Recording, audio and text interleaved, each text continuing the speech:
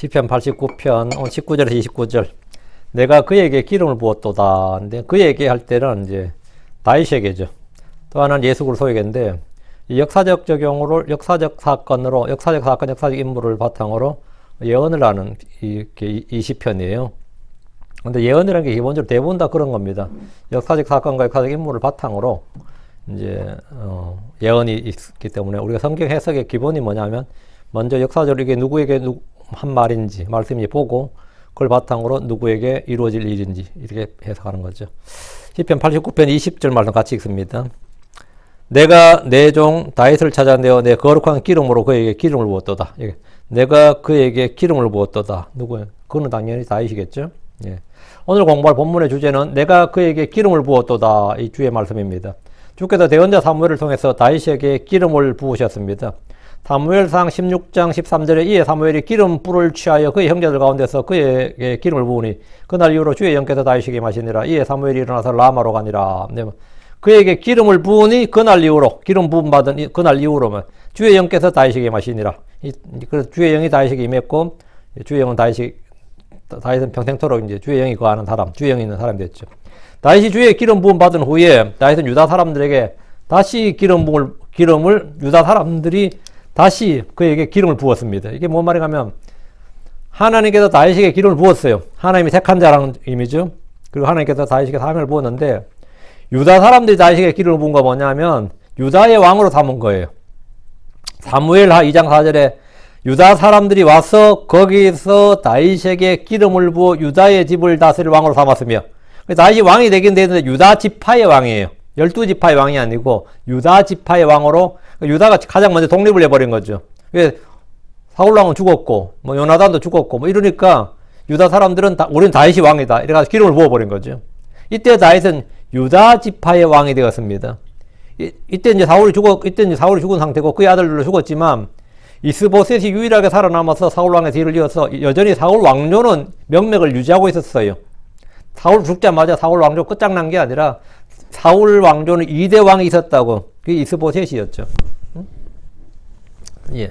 그래서 어쨌든 사울 왕조는 점점 기울어지고 급격히 몰락을 했는데 이제 베냐민 지파는 사울 왕가의 지파니까 베냐민 지파 이제 아니고 베냐민 지파를 제외한 유다 지파, 베냐민 지파 제외하면 10개 지파 남잖아요. 그 나머지 10개 지파가 모든 지파들이 다윗에게 와서 그에게 기름을 부어서 왕으로 삼았어요. 다윗은 또 기름을 부은 거, 또 기름 부음을 받은 거예요. 그게 이제 사무엘하 5장 3절. 이에 이스라엘의 모든 장로가 헤브론에 이르러 왕에게 나오매 다윗 왕이 헤브론에서 주 앞에서 그들과 동맹을 맺으니 그들이 다윗에게 기름을 부어 이스라엘을 다스릴 왕으로 삼으니라. 그래서 다윗은 첫 번째는 사무엘은 다윗의 집에서 기름을 부었고 유다 지파는 헤브론에서 다윗에게 기름을 부었고 이제 헤브론에서 다윗이 유다 지파의 왕이 되었다는 소식을 듣고 나머지 10개 지파가 와서 이제 이스라엘을 헤브론까지 찾아와서 동맹을 맺었어요. 이제 우리가 그럼 당신의 지배를 받겠다. 당신이 우리 왕이 되어 나오. 이렇게 해서 이스라엘을 다스릴 왕으로 삼으니라. 그럼 이제 베냐민 지파만 빼고는 다 11개 지파가 이제 다윗 아래 온 거죠. 이때 다윗은 베냐민 지파를 제외한 전 이스라엘의 왕이 되었습니다. 사울의 아들이 비록 왕이었지만 군대 대장이었던 아브넬이 실질적 정권을 잡고 있었기 때문에 그런 상태였습니다. 이스보셋은 명목상 요즘 한국식으로 하면 뭐죠? 바지 사장 그러나요? 바지 왕이었어요. 이스보셋 사실. 이스보셋은 그런 상태고 그러다가 이스보셋이 힘이 아무것도 없으니까 침상에서 부에로 사람 바하나와 레갑의 배신으로 암살을 당했습니다. 참 비극이었죠. 뭐 총살당하나 뭐 칼에 죽나. 근데 얼마나 끔찍 않으면 목이 베어서 그 목을 들고 이놈들이 다윗을 찾아간 거예요. 상 달라고. 이에 다윗 포상 받기를 기도했죠. 이들이 이스보셋을 죽이고 그의 머리까지 참술해서 베서 말이요. 다윗에게 달려가서 포상을 기대했는데 이에 다윗은 그들을 처형했습니다. 그 자리에서 즉걸 처형을 했어요. 사무엘하 4장 11절에 그런데 하물며 사악한 사람들이 의로운 자를 그의 집 침상 위에서 죽인 것은 얼마나 더하겠느냐. 그런즉 이제 내가 그의 피를 너희 손에서 요구하며 너희를 땅에서 없애지 않겠느냐. 전에도 이런 일이 있었다 이거예요. 사울왕 목을 깎고 온 놈들이 있었는데 상을 받기를 바랐지만 죽였다 이거야. 그런데 하물며 이번에는 뭐 말할 것 없는 거지.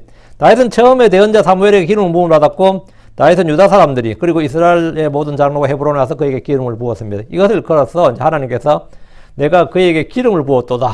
다윗은 3번 기름을 부음을 받는 거죠. 내가 그에게 기름을 부었도다. 이렇게 하신 겁니다. 이 일은 하나님이 행하신 일이기 때문입니다. 그 하나님 내가 기름을 부었다. 이렇게 말하죠. 내가 기름을 부었다. 네. 그 다윗이 죄를 범했을 때는 대언자 나단이 와서 왕이 그 사람이니다. 주 이스라엘 하나님께 내가 지금 말씀하시나이다. 내가 내게 기름을 부어 이스라엘 나라를 왕으로 삼고 너를 사울의 손에서 건져내었으며 또 내 주인의 집을 내게 주고 내 주인의 아내들을 내 품에 주며 이스라엘의 집과 유다의 집을 내게 주었노라. 내가 내게 기름을 부어 이스라엘 나라를 왕으로 삼고 했거든. 내가 내게 기름, 하나님께서 다윗에게 기름을 부어서 왕으로 삼았다. 주께서 다윗에게 기름을 부으신 것은 그를 왕이요 대언자로 삼으셨음을 말합니다. 다윗은 오르난의 사장마당에서 주께 제단을 쌓고 번제물과 화평원물을 드렸습니다. 사무엘 24장 25절에 다윗이 거기서 주께 제단을 쌓고 번제물과 화평원물을 드렸더니 이에 주께서 그 땅을 위해 간구를 들으시며 그 재앙이 이스라엘에서 그쳤더라. 여기 독특한 말이 있죠. 주께 이때 다윗이 거기서 주께 제단을 쌓고 이때는 성막이 있는 시절이잖아요. 성막이 있는 시절이라고. 그리고 제단을 쌓고 헌물 들고 가는 건 누가 하는 일이에요? 제사장이 하는 일이죠. 이거 매우 중요한 사건인데 사울왕은 사무엘을 기다리지 않고 직접 번제물을 드렸다고 되어 있어요. 끝장났죠. 그 불순종의 죄로 그의 왕국을 빼앗겼습니다. 그러나 다윗은 직접 번제물을 드렸는데 주님께 그의 간구를 들으셨고 재앙을 그치셨습니다. 다윗 왕은 왕으로 기름 부음 받았고 대언자로 기름 부음 받았고 제사장 역할을 모두 다 했습니다. 그 왕과 대언자와 제사장 역할을 셋을 다 했다고. 레이지파도 아닌데. 이런 사람이 전례가 한 명 있어요. 그게 모세입니다. 모세가 왕이냐? 맞습니다. 여스룬의 왕이었다 그랬어요. 모세가 왕, 대언자, 제사장이죠. 율법에서 이게 어떻게 가능한 일이냐? 시편 110편 4절에 주께서 맹세하셨으므로 또 뜻을 돌이키지 아니하시리라. 너는 멜기세덱의 계통에 따른 영원한 제사장이라. 이 말씀은 다윗이 시신 그리스도 예수님에 대한 예언의 말씀인데 그런데 다윗이 이 말씀을 받았습니다. 그런 예수 그리스도의 모형, 예표로서 제시된 인물이기 때문입니다. 예수님은 다윗의 아들로서 왕과 대언자이지만 동시에 우리의 대제사장이십니다. 성경에 이런 인물은 이제 모세와 다윗 둘입니다. 모세는 율법에 따라 임명된 대제사장이 아니죠. 당연히 아론이 대제사장입니다. 그렇지만 지성소로 마음대로 들락날락 할 수 있었던, 아론은 1년에 한 번밖에 못 들어가요. 그러나 모세는 언제든지 마음대로 들어갈 수 있었습니다. 그는 헌물을 드리는 일에 아무런 제약이 없었습니다. 그는 여스론의 왕이었고 대언자였고 제사장이었듯이 다윗도 마찬가지였습니다. 주께서 다윗에게 기름을 부었는데 성경에서 기름을 붓는 행위는 세례나 침례와는 전혀 관련이 없습니다. 세례와 침례하고 기름 붓는 건 전혀 관련이 없어요. 어떤 분은 구약의 할례가 신약의 침례와 연관이 있다고 생각하지만 전혀 관련이 없습니다. 성경에서 기름을 붓는 것은 주께서 사역을 주시고 그 일을 할 수 있는 사람으로 임명하셨다. 자격을 주신 겁니다. 권위와 자격을 주셨다 이 말입니다. 하나님께서 왕과 대언자 제사장으로 기름 부으신 분은 주 예수 그리스도입니다. 사도행전 10장 38절에 하나님께서 나사렛 예수님께 성령님과 권능으로 기름을 부으시며 그분께서 두루다니시며 선을 행하시고 마귀의 억눌린 모든 사람을 고치셨으니 이는 하나님께서 그분과 함께 하셨기 때문이라. 하나님께서 나사렛 예수님께 성령님과 권능으로 뭘 부었다? 기름을 부으심에 기름을 부으셨다. 그리스도라는 의미, 메시아가 뭐예요? 기름 부으심을 받은 자죠. anointed one이란 말이죠. 사도행전 4장 27절 진실로 헤롯과 본디오 빌라도와 이방인들과 이스라엘 백성과 더불어 함께 모여 주께서 기름 부으신 주의 거룩한 아이를 주께서 기름 부으신 주의 거룩한 아이 예수님을 대적하며 하나님 예수님의 기름을 부어서 주와 그리스도를 삼으셨습니다. 사도행전 11장 9절에도 주께서 의를 사랑하시고 불법을 미워하셨으니 그러므로 하나님과 주의 하나님께서 그 주의 즐거움의 기름으로 주에게 기름을 부어 주의 동료들보다 높이셨나이다. 여러분, 기름을 부어. 하나님 그분의 성도들이 우리에게도 기름을 부으셨습니다. 고린도서 1장 21절에 이제 우리를 너희와 함께 그리스도 안에서 굳게 세우시고 우리에게 기름을 부으신 분은 하나님이시니 우리에게 기름을 부으신 분. 그리스도는 주께 기름 부음을 받았고 주의 말씀을 선포하는 자들, 주 예수님의 증인이 되었습니다. 우리는 주께 기름 부음을 받아서 영적 희생물 드리는 거룩한 제사장, 왕가의 제사장이 되었습니다. 자, 본문 보겠습니다. 19절입니다. 19절. 그때 주께서 환상 속에서 주의 거룩한 자에게 말씀하사 또 이르시되 내가 강한 자 위에 도움을 두었으며 내가 백성 가운데서 택한 자를 높였도다. 이 개혁성경을 보면 주께서 이상 중에 주의 성도에게 말씀하시려 되는데 이 주의 거룩한 자에게 주의 성도들에게 주의 거룩한 자를 주의 성도들로 대상을 완전히 바꿔버렸습니다. 이것은 오역 차원이 아니라 부패와 변개고 왜곡입니다. 주의 거룩한 자가 누구인지 해석은 차후의 문제고 본문의 말씀을 바꿔서는 안 됩니다. 다시 19절. 그때 주께서 환상 속에서 주의 거룩한 자에게 말씀하사 했거든요. 역사적으로 볼 때 여기서 주의 거룩한 자는 대언자 나단이나 아니면 다윗입니다. 그러면 나단일 겁니다. 사무엘하 7장 4절 5절에 그 밤에 주의 말씀이 나단에게만이라 이르시되 가서 내 종 다윗에게 고하기를 주가 이같이 말하노라. 내가 나를 위해 내가 거할 집을 건축하겠느냐 합니다. 여러분 나단에게 그의 밤에 나단에게 말씀이 맺다 이랬거든요. 말씀이 맺다. 이 하나님은 나단에게 다윗이 성전 건축을 계획하고 있었는데 이같이 말하라 이렇게 말씀하셨는데 사무엘하 7장 8절 9절에 그런즉 너는 내 종 다윗에게 이같이 말할지니라. 만군의 주가 이같이 말하노라. 내가 너를 양우리에서 곧 양들을 따르는 일에서 취하여 내 백성들 이스라엘 다스릴 치리자로 삼았고 내가 어디를 가든지 내가 너와 함께하며 내 모든 원수를 내 눈앞에서 멸하였으며 땅에 있는 위대한 자들의 이름 같은 위대한 일을 내게 만들어 주었노라. 그 다윗은 나단을 통해서 주의 계시와 환상을 받았어요. 명령을 받았습니다. 그렇다면 본문에서 말한 주의 거룩한 자는 대언자 나단이 됩니다. 근데 사무엘기 어디에도 내가 강한 자 위에 도움을 두었으며 이 말씀이나 이에 관한 계시는 전혀 없습니다. 그럼 우리는 계속해서 본문 아래로 쭉 내려가 봐야 되는데 사무엘하 7장 16절 17절에 내 집과 내 왕국이 내 앞에서 영원히 굳게 서고 내 왕자가 영원히 굳게 서리라 하라. 나단이 이 모든 말씀과 이 모든 환상대로 그렇게 다윗에게 말하니라. 모든 말씀과 모든 환상대로 그렇게 다윗에게 말하니라. 나단이. 하나님은 대언자 나단을 통해서 다윗이 죽고 난 후에 그의 씨 그리고 그의 왕국을 굳게 세우겠다고 하셨습니다. 주께서 환상 중에서 말씀하신 그는 다름 아닌 누구? 대언자 나단의 환상 말씀을 한 누구냐면 예수님입니다. 주께서 그는 내 이름을 위해 집을 건축할 것이요 나는 그의 왕국의 왕자를 영원토록 굳게 세우리라 하셨는데 그는 다윗이나 솔로몬이 아니라 당연히 주 예수님을 말합니다. 다시 19절. 그때 주께서 환상 속에서 주의 거룩한 자에게 말씀하시다 또 이르시되 내가 강한 자 위에 도움을 두었으며 내가 백성 가운데서 택한 자를 높였도다. 본문 하나님께서 주의 거룩한 자, 강한 자, 택한 자를 말합니다. 셋이 나오죠. 주의 거룩한 자, 강한 자, 백성 가운데서 택한 자. 거룩한 자, 강한 자, 택한 자인데 거룩한 자, 강한 자, 택한 자를 역사적으로 보면 다윗입니다. 예언적으로 보면 예수 그리스도입니다. 그 성경 해석의 기본 원칙이 당시 역사적 배경과 인물을 바탕으로 그것이 의미하는 예언적 의미를 찾는 겁니다. 내가 강한 자 위에 도움을 두었으며 했는데 역사적으로 다윗, 예언적으로 예수 그리스도입니다. 주께서는 다윗에게 전쟁을 가르치셨고 그 팔을 강하게 하셨습니다. 원수들로 구출하셨고 승리를 주셨습니다. 내가 어디를 가든지 사무엘하 7장 9절에 내가 어디를 가든지 내가 너와 함께하여 내 모든 원수를 내 눈앞에서 멸하였으며 땅에 있는 위대한 자들 이름 같은 위대한 이름을 내게 만들어 주었노라. 이 말씀 그대로입니다. 내가 백성 가운데서 택한 자를 높였도다. 이게 뭐죠? 위대한 이름을 내게 만들어 주었노다. 이거죠. 내가 백성 가운데 택한 자를 높였도다. 다윗을 가장 높여서 왕이 되게 했잖아요. 하나님 다윗을 백성 가운데서 가장 높이셨고 이방 민족들의 왕들 그들보다 훨씬 높이셨어요. 그걸 조공을 받게 한 거죠. 하나님은 주 예수님을 모든 이름 위에 있는 이름보다 더 높이셨고 하늘들 위로 그분을 높이셨습니다. 20절. 내가 내 종 다윗을 찾았도다. 나의 거룩한 기름으로 내가 그에게 기름을 부었도다. 주께서 이스라엘 안에서 주의 마음에 맞는 사람 하나를 찾았습니다. 그게 다윗이에요. 사도행전 13장 22절에 내가 이시의 아들 다윗을 찾아내었는데 그는 내 마음에 맞는 사람이라 그가 내 모든 뜻을 성취하리라. 이제 다윗을 찾아내었는데 그는 내 마음에 맞는 사람이라. 주께서 죄를 짓지 않은 사람을 땅에서 찾으시면 한 사람도 찾을 수 없습니다. 선을 행하고 죄를 짓지 않은 사람은 없습니다. 거짓말하지 않는 사람을 찾으시면 주님은 한 명도 찾을 수 없습니다. 시편 14편 3절에 그들은 모두 빗나갔으며 그들은 모두 함께 더럽게 되어 선을 행한 자가 없나니 단 한 사람도 없도다. 단 한 사람도 없다고 그랬어요. 의로운 사람을 찾으시면 주님은 아무도 찾을 수 없을 겁니다.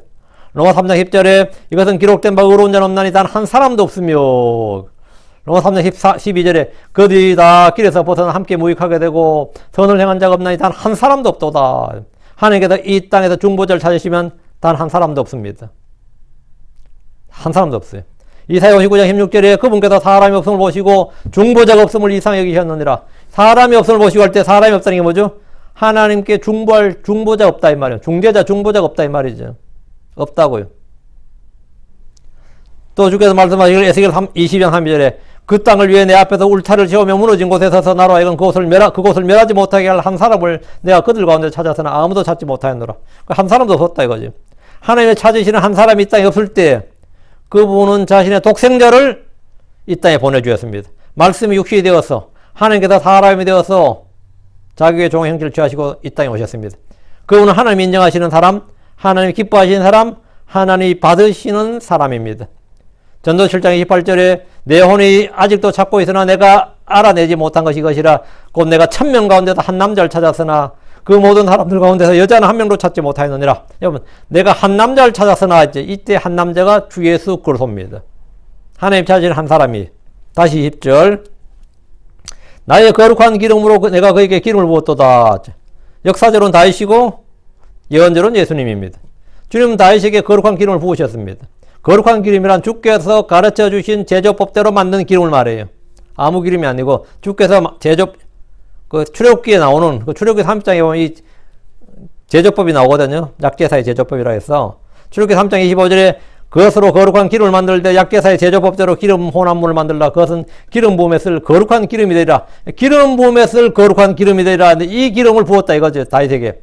그 기름 부음에 쓸 거룩한 기름은 모략 500세겔, 육개 250세겔, 창포 250세겔, 계피 500세겔과 감람, 올리브, 감람 기름, 올리브 기름 한 흰을 섞어 만듭니다. 사무엘은 제사장이 있기 때문에 이 기름을 가지고 이새의 집에 가서 다윗의 머리에 기름을 부은 겁니다. 거룩한 기름을 부었다. 이게 그 의미예요. 21절입니다. 그와 함께 내 손이 굳게 세워지리라. 내 팔이 또한 그를 강하게 하리로다.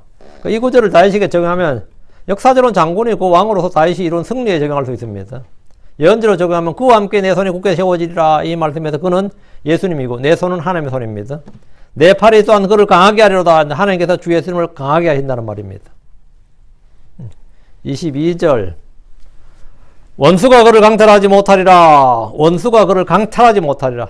또한 사악함의 아들도 그를 괴롭히지 못하리라. 여기 사악함의 아들 여기요. 사악함의 아들. 역사적으로 다윗에게 적용하면 다윗이 원수였던 사울 왕이나 블레셋이나 모압과 같은 주변 민족들이 그를 강탈하지 못한다 이 말입니다. 다윗은 전쟁에서 언제나 승리자였고 정복자였습니다. 언제나 적들을 깨부수었던 사람이죠. 그가 도망했던 일은 사울 왕을 피해서 도망한 것과 아들 압살롬의 반역을 피해서 요르단강을 건넌 일이 전부였습니다. 그런데 사울 왕한테는 왜 안 싸웠느냐? 장인이잖아요. 같은 주의 기름 부음 받은 자였고 아들하고는 또 이게 혈육이잖아요. 그런 장인했던 사울왕의 공격을 맞서 싸우지 않고 아들 압살롬의 반역에도 급히 도망을 쳤습니다. 이건 우리가 영적 전쟁할 때 원수들과 싸우고 형제들과 싸우지 말아야 된다, 피해야 된다는 교훈을 가르쳐 주는 겁니다. 근데 우리는 형제들한테는 귀신처럼 싸우고 원수들 앞에서는 겁먹고 도망가는 이 크리스천들이 교회 와서는 전부 다 왕왕거리잖아요. 얼마나 목소리 높이고 싸우고 멱살 잡고 막 큰 소리 지르고 겁이 없지. 예.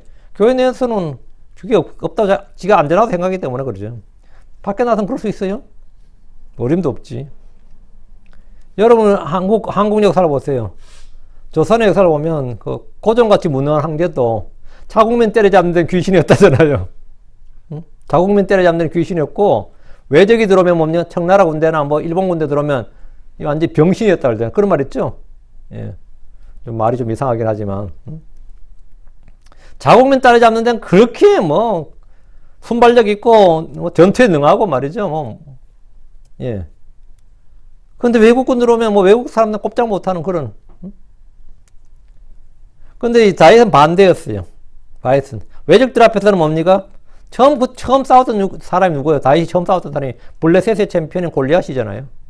그 외국군 앞에 이방인들이나 이교도들이나 원수들 앞에서는 진짜 다윗은 장군이었고 용맹한 사람이었어요. 그러나 사울 왕이나 압살롬의 공개는 뭡니까? 아주 진짜 도망자였어요. 그러나 그들 중 누구도 다윗을 강탈하지 못했습니다. 주께서 그를 지키셨기 때문입니다. 끝에는 언제나 다윗이 승리자였습니다. 도망을 했는데도 승리자였어요. 다시 22절. 또한 사악함의 아들도 그를 괴롭히지 못하리라. 사악함의 아들은 불법의 아들 벨리알의 아들들과 같은 말로 악한 사람을 말합니다. 그게 사악함의 아들들 하면 이 말이 불법의 아들, 벨리알의 아들, 이 같은 말인데, 가인은 사악한 자에서 난 사악함의 아들이었습니다. 그는 저 사악한 자에서 나서 그러죠. 예. 그게 사악함의 아들입니다. 엘리 아들들은 벨리알의 아들들이었습니다. 사악함의 아들들, 이 말은 뭐냐면, 사악한 자녀들, 불법의 자녀들, 이런 말입니다. 유다의 맏아들 엘은 주의 눈앞에서 사악함으로 주께서 그를 죽이셨습니다. 아버지가 선하고 의로운 사람이라도 아들들 중에는 사악한 자, 불법자, 벨리알의 아들들이 있습니다. 이거는 육신의 혈통과는 상관이 없습니다. 기드온은 이스라엘의 영웅이었습니다. 사사들 중에서 기드온 같은 영웅이 없어요. 한국으로 치면 이순신 장군급이 유다의 유다 역사에서는, 이스라엘 역사에서는 기드온입니다. 그 기드온의 아들 아비멜렉은 그의 형제 70명을 죽인 악한 자였습니다. 세상에 뭐 형제 간에 난도 있고 뭐 여러 가지 많지만 이런 건 나도 성경에서 처음 봤습니다. 한 놈이 형제 70명을 죽였다니. 요담인가 한 명 살아남았어요. 아버지가 악하다고 자식이 악한 것도 아니고 아버지가 의롭다고 자식이 의로운 것이 아닙니다. 아버지가 선하고 믿음 있고 경건하고 의롭다 해서 자식이 유전되느냐? 그 혈통과 상관없다 이 말입니다. 훌륭한 목사님 아들들 중에 개자식들이 많은 것은 전혀 이상한 일이 아닙니다. 물론 그래서는 안 되는데 그게 이상한 일은 아니에요. 엘리 아들들, 다윗의 아들들, 사무엘의 아들들 보십시오. 사무엘의 아들들 같으면 엄청나게 여러분 생각할 때 어떨 것 같아요? 자식 교육 잘 시켰을 것 같아요? 아니, 사무엘의 아들들은 엉망이었습니다. 엘리 아들들은 벨리알의 아들들 소리 듣고요. 다윗의 아들들 어때요? 진짜 우리가 보다시피 솔로몬 하나 빼고는 야곱의 아들들 어떤 것 같습니까? 우리가 볼 때 이제 이런 망조던 집안이 없는 거지. 이런 진짜 콩가루 집안이 없고 이런 망조가 없어요. 개판도 이런 개판이 없다고. 예. 그런데 우리는 낮의 자녀, 빛의 자녀들입니다. 우리는 의의 법을 따른 의의 종이 되었습니다. 우리는 의의 직무를 맡은 의의 사역자들입니다. 우리는 의의 병기, 의의 흉가를 입고 의의 소망을 기다립니다. 우리는 의의 말씀에 능숙함으로 의의 열매들로 가득해야 됩니다. 불의의 삭을 사랑하지 말고 불의의 대가를 받지 않도록 하십시오. 의의 길을 알았다면 의의 선포자요 의의 상속자로 살아야 됩니다. 크리스천들에게 항상 하나는 뭐지? 의입니다. 의인은 믿음으로 살리라 하죠. 우리는 믿음으로 의롭게 되었다. 은혜로 의롭게 되었다. 주의 피로 의롭게 되었다. 항상 나오는 말이 뭐죠? 크리스천들에게 한 단어 하면 의예요. 의. righteousness. just. 의라고요. 우리가 의의 직무를 맡은 의의 종이다. 의의 법을 따른 자들이다. 의의 말씀, 의의 열매, 의의 소망, 의의 병기, 의의 흉갑. 전부 다 의입니다. 의가 없는 모든 건 전부 다, 의가 뭐라 했어요? 예, 설교 여러분, 루트라고, 뿌리라고 그랬어요. 의가 없는 모든 것은 전부 다 뭐죠? 뿌리고, 모든 뿌리는 죄니라 했어요. 모든 뿌리는 죄예요. 내가 아무리 사랑해도 의가 없는 사랑은 뭐죠? 예, 그거 우리가 말할 필요도 없는, 그게 헐리우드 사랑이지. 의가 없는 사랑은, 예. 의가 없는 소득, 어때요? 의가 없는 교육, 그 사악함이지, 그 자체가. 여기 뒤에 아무리 좋은 걸 갖다 붙여보세요. 의가 없으면 전부 다 그 뭐죠? 그건 전부 다 죄예요, 불법이에요. 의. 예. 예수로서는 하나님의 의시다. 복음에는 하나님의 의가 계시되어 있다. 우리 믿음으로 의롭게 되었다. 의인은 믿음으로 살리라. 의인은, 의로운 자는. 의의 열매. 모든 게 다 의지 뭐. 예. 23절입니다. 그리고 내가 그의 원수들을 쳐서 그의 얼굴 앞에서 넘어뜨릴 것이요 또 그를 미워하는 자들을 재앙으로 치리라 했는데, 그리고 내가 그의 원수들을 쳐서, 이제 역사적으로는 주께서 다윗의 원수들을 치셨다 이 말입니다. 다윗의 대적들 중에서 망하지 않는 사람이 없습니다. 다윗에게 덤벼들었다 망하지 않는 사람이 없어요. 사무엘하 7장 9절에 내가 어디를 가든지 내가 너와 함께하여 내 모든 원수를 내 눈앞에서 멸하였으며 땅에는 위대한 자들의 이름과 같은 위대한 이름을 내게 만들어 주었노라. 여기 보면 내가 어디로 가든지 내가 너와 함께 내 원수들을 멸했다잖아요. 내 눈앞에서 멸했다. 다윗은 언제나 승리자고 정복자였다고. 다윗에게 덤벼 들어가지고 형통한 사람 아무도 없다 이거예요. 정상적으로 사는 사람조차도 없습니다. 주께서 다윗과 함께하여 다윗의 모든 원수를 멸하셨습니다. 예언적으로는 예수 그리스도의 원수들을 치신다는 것으로 이는 대환란 때 주의 원수들을 멸하시는 아마겟돈 전쟁을 말합니다. 또 그를 미워하는 자들을 재앙으로 치리라. 이 재앙으로 치리라. 이 재앙이 칼과 불입니다. 칼과 불, 역병, 그리고 계시록에 나오는 모든 재앙 있죠. 그게 다 재앙으로 치리라 거예요. 주께서 다윗을 미워하는 자들을 재앙으로 치셨습니다. 하나님은 예수 그리스도를 미워하는 자들을 재앙으로 치십니다. 성경은 예수를 믿지 않는 자들이 받을 심판에 대해 반복적으로 말씀합니다. 뿐만 아니라 예수 그리스도를 사랑하지 않아도 저주를 받는다고 말씀합니다. 고린도전서 16장 22절에 어떤 사람이 주 예수 그리스도를 사랑하지 아니하면 그는 주께서 임하심으로 저주를 받을지어다. 주께서 임하심으로 얘기하면 주께서 오심으로 저주를 받는다. 주님 오실 때 주 예수님을 사랑하지 않았다. 믿지 않으면 지옥 가는 거지. 사랑하지 않아. 저주를 받는다고요. 하나님을 알지 못하는 자들, 예수 그리스도의 복음에 순종하지 않는 자들 역시 재앙으로 치시는데 그 재앙이 뭐냐? 불로 징벌하시는 겁니다. 자, 사로니가 5서 1장 8절에 하나님을 알지 못하는 자들과 우리 주 예수 그리스도의 복음에 순종하지 아니한 자들에게 타오르는 불로 징벌하실 때 그리하시리라. 타오르는 불로 징벌하신다. 누구를요? 하나님 알지 못하는 자.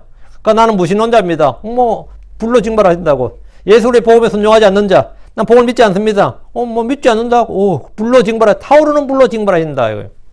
우리 주님은 소멸시키는 불입니다. 주께서 이 땅에 오시는 날 많은 사람들이 주에게 죽임을 당할 것입니다. 이사야서 66장 16절에 주가 불과 자신의 칼로 모든 육체와 변론하리니 주에게 죽임을 당할 자가 많으리라. 주님 뭘로 변론한다고요? 주가 불과 자신의 칼로 모든 육체와 변론한다잖아요. 이것이 바로 재앙으로 치신다는 의미입니다. 주의 진노에 날린 땅의 사람들은 어린 양의 진노 앞에 서기보다 산이 무너지고 바위가 그들 위에 떨어져서 덮쳐서 자기들이 죽기를 바라는, 그게 계시록 6장 16절에 나오죠. 그리고 그들이 죽기를 바라면 죽음이 그들 피한다고 그랬어요. 그게 계시록 9장 6절인가요? 계시록 6장 16절에 산들과 바위들에게 이르되 우리 위에 떨어져 왕대 앉으신 분의 얼굴에 써와 어린 양의 진노에서 우리를 숨기라 했거든요. 이런 재앙은 노아 형수나 소돔과 고모라에 내린 불과 같이 단번에 모두 죽이는 것이 아닙니다. 3년 반 동안 지속적으로 재앙이 덮칩니다. 이게 끔찍한 거죠. 이는 상상만 해도 끔찍한 일입니다. 상상만 해도. 이번에 그 지진 난 거 봐요. 지옥이 따로 없다고 그러잖아요. 얼마 전에 파키스탄에서 낸 홍수가 나라의 한 분의 1을 덮쳐버렸죠. 그 사람 전부 다들 그때 노아 형수를 믿었다잖아요. 아, 노아 형수가 실제겠구나. 노아 형수가 실제에 있었던 일이겠구나. 그걸 직접 한번 본 사람들은 성경의 진리가 저절로 그냥 각인이 되는 거예요. 아, 이 정도 비가 내려도 나라가 막 잠기는 걸 보니까 아, 노아 형수가 실제 있었겠구나. 근데 지금 티르키예라 그럽니까? 터키의 지진 딱 보면서 터키 사람 다 느꼈을 겁니다. 아, 계시록보다 더 큰 지진이 있다고요. 큰 지진이 있다. 우리는 그 지진을 보면서 뭘 느껴? 주의 오심이 가깝대.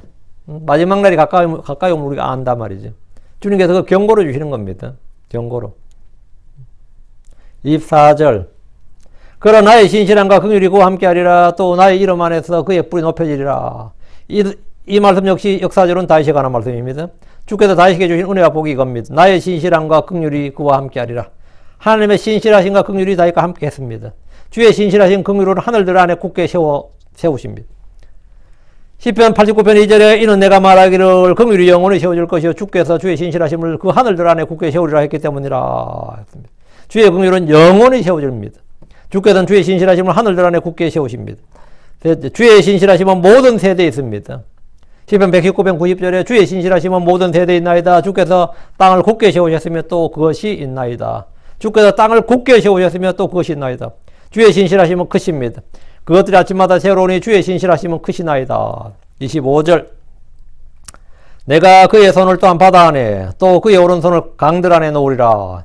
그의 손을 바다에 그의 오른손을 강들 안에 놓는다는 것은 주님의 통치권과 소유권이 어디까지냐 이 말이에요. 예전에 군왕들은 이 나라가 내 손에 있다 이렇게 말하죠. 이 나라가 내 손 안에 있다. 내 손 안에 있다 이 말이 뭐죠? 내가 권력을 잡고 있고 내가 모든 걸 통치할 수 있다. 내 컨트롤 안에 있다 이 말입니다. 내 손 안에 있다는 말이 그거예요. 자기의 통치권, 소유란 말을 하는 겁니다. 성경에서 바다를 언급할 때는 대부분 지중해를 말합니다. 이스라엘이 접하고 있는 바다는 이제 대해라 그러죠. 그레이스비. 그게 뭐죠? 지중해죠. 강이라고 하면 유프라테스 강입니다. 물론 이스라엘을 관통하는 강은 요르단 강이지만 이제 큰 강이라고 하면 유프라테스 강입니다. 지중해를 지배한다면 그 지역에서 최고의 국가, 최고의 민족이 됩니다. 지중해와 유프라테스가 내 손 안에 있다고 하면 그는 그 지역의 맹주가 되었다는 말입니다. 머리가 됐다 이 말이에요. 다윗과 솔로몬 시대에 이스라엘이 그런 힘을 가진 적이 있습니다. 짧지만 이 말씀은 궁극적으로 주 예수님의 지상 통치에 대한 겁니다. 그날에 이스라엘은 주께서 아브라함에게 약속한 약속의 땅을 모두 갖게 되는데 약속의 땅의 그 경계가 뭐죠? 아래는 이집트의 강이죠. 위로는 유프라테스 강이에요. 서쪽은 지중해고요. 그게 그 영토 경계가 딱 있는데 그 약속의 땅을 모두 갖게 되는데 지금까지 이스라엘 한 번도 그 땅을 가진 적이 없어요. 지중해와 유프라테스 강들이 영토 경계가 됩니다. 그래서 주님께서 그의 손을 또한 바다 안에 그의 오른손을 강들 안에 놓으리라 이렇게 하신 겁니다. 26절. 그가 내게 부르짖기를 주는 나의 아버지시오 나의 하나님이시오 또 나의 구원의 반석이시니이다. 이제 주께 부르짖는 그가 누굽니까? 예수 그리스도입니다. 구약에서는 유대인들은 하나님 우리 아버지라고 불렀어요. 우리 아버지. 이사 63장 16절. 틀림없이 주는 우리 아버지시니다. 비록 아브라함 우리를 알지 못하고 이스라엘 우리를 인정하지 아니한다 할지라도 주여 주는 우리 아버지시요 우리의 구속자니 주의 이름은 영원부터 있나이다. 여보, 우리죠. 왜? 이 이스라엘은 공동체로 집단의식이죠. 민족 전부 다 한 혈통의 한 종교로 이 공동체란 말이죠. 그래서 항상 우리의 아버지 이렇게 우리의 구속자, 우리의 하나님 이러죠. 하늘에 우리 아버지 이렇게. 주는 우리 아버지란 말씀대로 하나님은 이스라엘을 처음 난 자 나의 아들이라고 부르셨습니다. 이스라엘은 기도할 때 하늘에 계신 우리 아버지 이래 불렀는데 이사야 64장 8절 그러나 오 주여 이제 주는 우리 아버지시니다. 우리는 진흙이요 주는 우리의 토기장이시오니 우리는 다 주의 손으로 지으신 것이니다. 여기도 주는 우리의 아버지시니다. 그 나의 아버지다 이런 표현 안 쓴다 이거. 근데 본문에서 우리 아버지로 되어 있지 않고 지금 주는 나의 아버지시오 이래 되어 있죠. 나의 아버지시오 이래 되어 있다고요. 나의 아버지.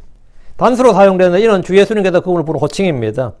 주께서 유대인들에게 하늘에 계신 너희 아버지 이렇게 말씀하셨지만 그분 자신이 주를 하나님 부를 때는 하늘에 계신 내 아버지 이렇게 말씀하셨습니다.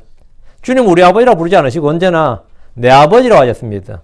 이건 너무 많아요. 복음서에 보면 계속 나오는 게 내 아버지. 오, 내 아버지여 가능하시거든. 이 자는 내게 섬기시옵소서. 오, 우리 아버지 아니면 오, 내 아버지여요. 이랬죠. 어릴 때 성전에서 모친 마리아에게 어찌 나를 찾으셨나이까 내가 반드시 내 아버지 일을 해야 함을 알지 못하나이까. 우리 아버지가 아니라 내 아버지였어요. 주 예수님 언제나 그렇게 말씀하셨어요.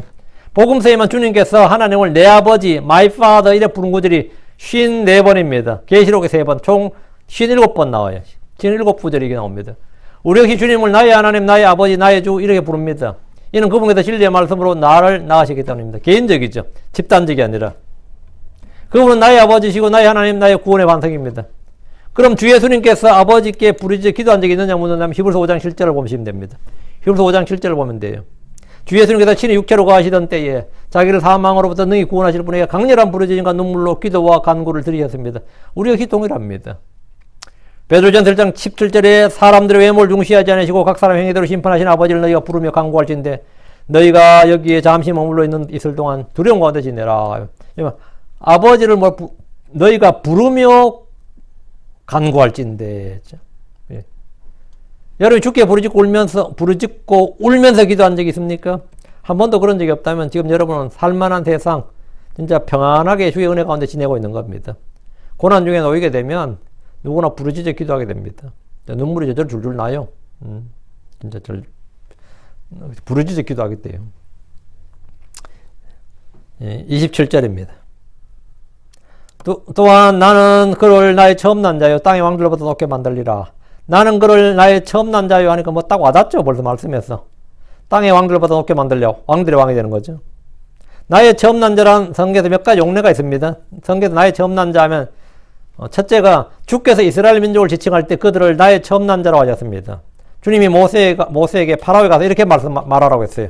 출애굽기 4장 22절에 너는 파라오에게 이르기를 주가 이같이 말하노라. 이스라엘은 내 아들 곧 나의 처음 난 자니라. 이스라엘은 민족들 중에서 주님께 처음 난 자죠. 두 번째, 주 예수 그리스도는 이 땅에서 하나님께서 태어난 첫사람, 처음 난 자입니다. 그분은 하늘로부터 성령님으로부터 위로부터 난 첫사람이요 처음 난 자입니다. 로마서 8장 29절에 그분께서 자신이 미리 아신 자들을 또한 예정하사 자신의 아들의 형상 같은 모습이 되게 하셨나니 이것은 그분이 많은 형제들 가운데서 처음 난 자가 되게 하려 하심이라. 처음 난 자. 그분을 처음 난 자. 다음에 히브리서 12장 2, 3절에 처음 난 자의 교회란 말씀이 있듯이 주 예수 그리스도의 성도들, 그분의 교회는 처음 난 자입니다. 우리가 처음 난 자라고요. 예수님은 모든 창조물의 처음 난 자입니다. 골로새 1장 15절에 그분께서는 보이지 않는 하나님 형상이시오 모든 창조물의 처음 난 자시니 모든 창조물의 처음 난 자 예수 그리스도입니다. 그분은 죽은 자들로부터 처음 난 자십니다. 골로새 1장 18절에 그분께서 몸곧 교회의 머리시니라. 그분께서는 시작이시오 죽은 자들로부터 처음 난 자이시니 이것은 그분께서 모든 것에서 으뜸이 되려 하심이라. 그분은 죽은 자들로부터 처음 난 자. 예.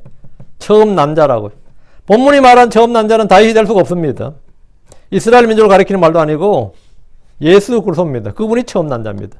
하나님 그분을 땅의 왕들보다 높게 만들려는 말씀대로 모든 것보다 높이 하십니다. 그래서 그분은 왕들의 왕입니다. 주들의 주시고 빌립보서 2장 9절에 그러므로 하나님께서 그분을 높이 올리시고 모든 이름 위에 있는 이름을 그분에 주사 모든 이름 위에 있는 이름을 그에게 주었다.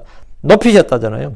그분을 높이 올리시고 주 예수님은 자신을 낮추셨지만 하나님은 그분을 높이 올리시고 주의 동료들보다 높이셨습니다. 히브리 1장 9절 그러므로 하나님과 주의 하나님께서 즐거움의 기름을 주에게 기름을 부어 주의 동료들보다 높이셨나이다. 높이셨다고. 예수는 하늘들보다 더 높이 되셨습니다. 히브리서 7장 26절에 그분은 거룩하시고 해가 없으시고 더러움이 없으시고 죄인들로부터 분리되시고 하늘들보다 더 높이 되셨느니라. 하늘들보다 높이 되셨다. 우리는 주 앞에서 스스로 겸손해야 됩니다. 그럼 주님께서 때가 되어 하나님의 때가 되어서 우리를 높이십니다. 자신을 낮춘 자가 높게 됩니다. 가장 낮추면 가장 높게 된 거죠. 28절 내 긍휼을 내가 그를 위하여 영원토록 지킬 것이며 또 내 언약이 그와 함께 굳게 서리라. 주께서 다윗에게 확실한 긍휼을 베푸셨습니다. 주께서 예수를 믿는 성도들에게 다윗에게 베푼 확실한 긍휼을 베풀어 주실 것을 약속하셨습니다. 사도행전 13, 34절에 내가 다윗에게 허락한 확실한 긍휼을 너에게 베풀리라. 주께서 예수 그리스도를 위해서 그분의 긍휼을 영원히 지키신다는 것은 바로 믿는 자들에게 베푸실 긍휼입니다. 이 긍휼은 심판을 잊고 기뻐합니다. 주의 긍휼은 신실합니다. 그분의 긍휼은 풍성합니다. 그분의 긍휼은 확실하고 신실하고 풍성하다. 28절 다시 또 내 언약이 그와 함께 굳게 서리라. 또 내 언약이 내 언약 이게 무슨 언약? 새 언약입니다. 여기서 말한 내 언약은 첫 언약, 옛 언약이 아니라 새 언약이에요. 새 상속 언약이라고 우리말로 번역되어 있는데 이 언약은 주님의 피로 세운 언약, 새 언약, 영존한 언약의 피입니다. 주께서 마태복음 26장 28절에 이것은 죄들의 사함을 얻게 하려고 많은 사람을 위하여 흘린 나의 피, 곧 새 언약의 피니라. 신약의 피니라 이 말입니다. 뉴 테스먼트죠. 뉴 테스먼트를 우리 뭐래? 신약이라고 그러죠. 올 테스먼트 구약이라고 그러고 새 언약의 피니라. 신약의 피니라. 신약의 피니라 좀 이상하죠. 예. 근데 어쨌든 우리가 늘 쓰는 말은 그 뉴 테스먼트는 신약이에요. 그거는 개역 성경 쓰는 사람이든 뭐든 상관없이 다 그냥 신약이에요. 그 뉴 테스먼트는 한국말로 번역하라고 하는 건 신약이에요. 그건 예, The Blood of New Testament는 뭐죠? 새 상속 언약의 뭐 우리 성경은 새 상속 언약이라 했던가 이래 됐죠. 그 예, 새 언약의 피니라 신약의 피니라. 새 언약을 주님께서 내 언약이 그와 함께 굳게 서라면 예수 그리스도와 함께 이 새 언약이 이 뉴 테스먼트가 말이죠. 굳게 선다 이 말입니다. 주께서 세우시는 언약은 영원히 지속됩니다. 29절 그의 씨를 또한 내가 영원토록 또 그의 왕자를 하늘의 날과 같이 영원토록 지속되게 하리라. 아래 36절에도 나오죠. 그의 씨가 영원히 또 그의 왕자가 해같이 내 앞에 지속되리라. 왕자, 씨 이 말씀이 있는데 그의 씨는 당연히 예수 그리스도입니다. 예수 그리스도는 여자의 씨, 아브라함의 씨, 다윗의 씨입니다. 예수 그리스도는 그의 씨를 또한 내가 영원토록 이 말씀대로 주 예수는 영원하신 왕입니다. 그분의 왕국도 영원합니다. 그분의 왕자도 영원합니다. 주께서 그분의 왕자를 하늘의 날들과 같이 영원토록 지속되게 할 것이란 말씀은 하늘의 왕국에서 그분이 다스리는 왕국을 말합니다. 그리고 영원한 왕국이죠. 지금 주의 왕자는 하늘에 있습니다. 주의 왕자는 예적부터 경고에 있었습니다. 주께서 오시면 이 땅에 주의 왕자가 있습니다.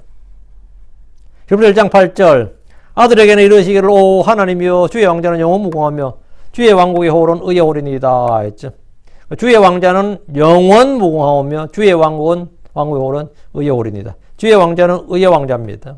그분의 왕자는 긍휼의 왕자입니다. 그분의 왕자는 은혜의 왕자입니다. 그분의 왕자는 영원무궁한 왕자입니다. 그분의 왕자는 우리가 언제나 갈 수 있는, 나아갈 수 있는, 열려있는, 예, 새롭고 산 길이 열려 있습니다.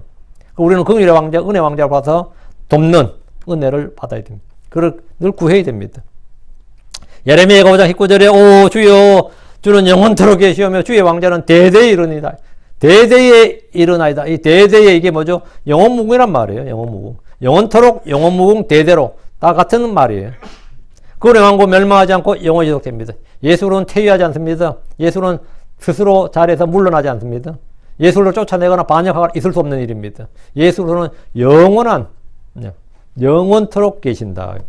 그분은 죽지 않으시고 영원토록 계시는 분이라고. 주는 영원토록 계시오며 주의 왕자는 대대에 일어나이다. 예. 그래서 우리가 29절까지 오늘 말씀 여기까지 주의 말씀은 내가 그에게 기름을 부었도다. 하나님은 저와 여러분에게도 기름을 부었습니다. 그래서 우리는 크리스천 기름 부음을 받은 자 이 말입니다. 그래서 우리는 영적 희생을 드리는 거룩한 제사장이 된 겁니다. 그리고 주의 말씀을 선포하는 사실은 말씀 선포자가 뭐죠? 성경으로 대언자예요. 전도자, 말씀 선포자가 성경적으로 보면 대언자입니다. 우리는 영적 희생물로 거룩한 제사장이 되었고, 또 우리 뭐죠? 그래서 한편 다시는 왕가의 제사장이라죠. 우리는 장차 이 땅을 다, 지금 종으로 살지만 장차 주님과 함께 이 땅을 다스리러 왕이 되는 겁니다. 예. 왕이 되는 거지. 그래서 내가 그의 기름을 부었다. 우리, 하나님께서 우리에게도 기름을 부으셨는데, 여러분이 자신이 나는 기름 부음이 있는지 없는지도 모르겠다. 뭐 이러면은, 여러분 이 말씀에 하나님께서 우리에게 기름을 부으셨다. 예.